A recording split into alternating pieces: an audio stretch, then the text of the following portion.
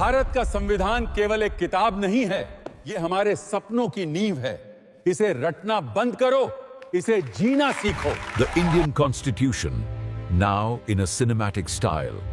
Rote learning is forbidden.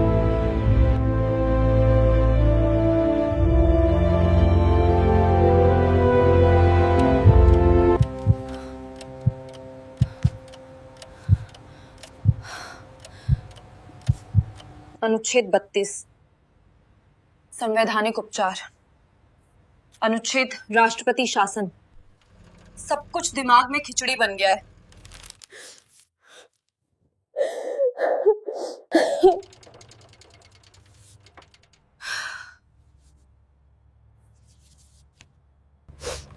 दो साल हो गए जयपुर के इस घुटन में। बापू ने खेत गिरवी रखकर फीस भरी थी और मैं यहाँ एक आर्टिकल भी याद नहीं रख पा रही। नहीं चाहिए ये नौकरी, नहीं चाहिए ये संविधान, ये मेरे लिए नहीं बना है।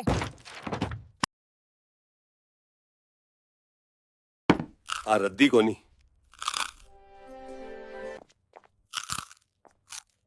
रद्दी को अखबार को नहीं तो वो हथियार हैं जिनसे तू काल ने ठंडार बन सके।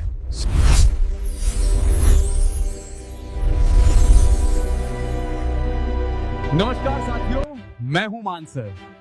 हम अगले कुछ घंटे संविधान को सिनेमैटिक अंदाज में जिएंगे। क्या आप तैयार हैं इसे? तो कमेंट बॉक्स में जय हिंद लिखो। दृष्टि, क्या तुम महसूस कर सकती हो? यह सिर्फ ईंटों और पत्थरों की इमारत नहीं है। ये वो जगह है जहां भारत की आत्मा को शब्दों में ढाला गया था। आज से लगभग 80 साल पहले 9 दिसंबर 1946 को ठीक इसी जगह पर भारत के भविष्य का निर्माण शुरू हुआ था। बाहर कड़ाके की ठंड थी, लेकिन इस हॉल के अंदर आजादी की आग धधक रही थी। सर, ये वही सेंट्रल हॉल है ना, जहां अब हम संसद की संयुक्त बैठकें देखते हैं? 9 दिसंबर 1946 यानी आजादी से भी पहले। बिल्कुल सही, लेकिन ये सफर 1946 में शुरू नहीं हुआ था। ये एक लंबा संघर्ष था। सोचो, 1934 का साल, भारत अभी भी ब्रिटिश राज के अधीन था। कम्युनिस्ट आंदोलन के प्रणेता M.N. रॉय ने पहली बार ये विचार रखा कि भारत का संविधान भारतीयों द्वारा ही बनाया जाना चाहिए। ये कोई मांग नहीं थी, ये एक चुनौती थी। M.N. रॉय, वही रेडिकल डेमोक्रेट। सर, क्या कांग्रेस ने इसे तुरंत स्वीकार कर लिया था? तुरंत नहीं, लेकिन 1935 में भारतीय राष्ट्रीय कांग्रेस ने इसे आधिकारिक मांग बना लिया। और फिर 1938 में जवाहरलाल नेहरू ने एक बहुत बड़ी बात कही। उन्होंने कहा, स्वतंत्र भारत का संविधान बिना किसी बाहरी हस्तक्षेप के वयस्क मताधिकार के आधार पर चुनी गई संविधान सभा द्वारा बनाया जाना चाहिए। ये बिना बाहरी हस्तक्षेप वाला पॉइंट बहुत महत्वपूर्ण था। दृष्टि, हम भीख नहीं मांग रहे थे, हम अपना अधिकार मांग रहे थे। सर, अंग्रेजों ने इतनी आसानी से तो हाँ नहीं की होगी। उन्हें तो आदत थी हमें डोमिनियन बना के रखने की। सही पकड़े हो, उन्होंने इसे टाला। लेकिन 1940 में जब द्वितीय विश्व युद्ध का दबाव बढ़ा, तो अगस्त प्रस्ताव के जरिए उन्होंने पहली बार सैद्धांतिक रूप से इसे स्वीकार किया। फिर 1942 में सर स्टैफर्ड क्रिप्स एक प्रस्ताव लेकर आए।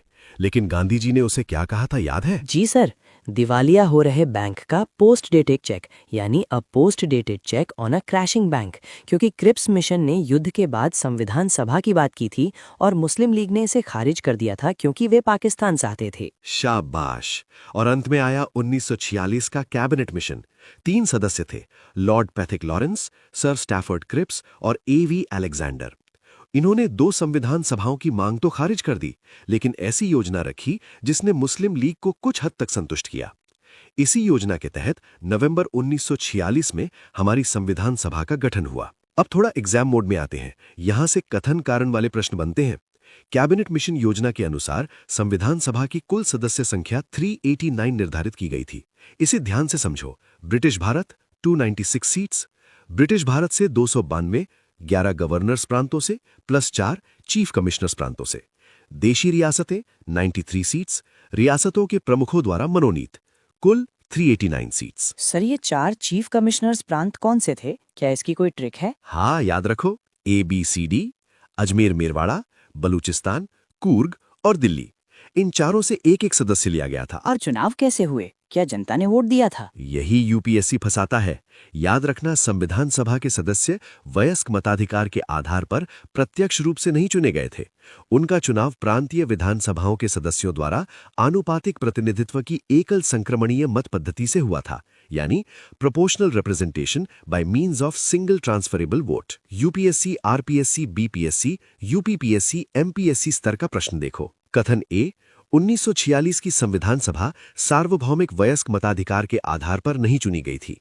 कारण आर, संविधान सभा का गठन कैबिनेट मिशन योजना के तहत किया गया था। सर, दोनों सत्य हैं और RA की सही व्याख्या भी करता है, क्योंकि कैबिनेट मिशन ने ही ये अप्रत्यक्ष चुनाव का तरीका सुझाया था। बहुत बढ़िया। अब जुलाई-अगस्त 1946 में चुनाव हुए। नतीजे क्या रहे?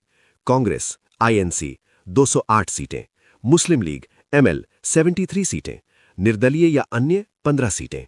रियासतों की 93 सीटें शुरुआत में खाली रहीं क्योंकि उन्होंने खुद को अलग रखने का फैसला किया था। सर, तो क्या डॉक्टर अंबेडकर बंबई से जीते थे? नहीं, ये एक बहुत महत्वपूर्ण तथ्य है।